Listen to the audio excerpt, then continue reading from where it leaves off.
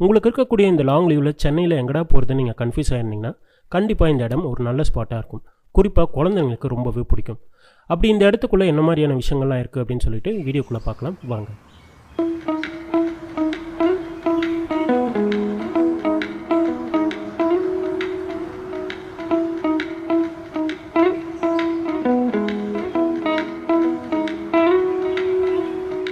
Tambaram railway கிரவுண்டில் நடந்துட்டு இருக்கக்கூடிய இந்த எக்ஸிபிஷன் உள்ளே போகிறதுக்கு ஒரு ஆளுக்கு 100 ரூபாய் சார்ஜ் பண்ணுறாங்க.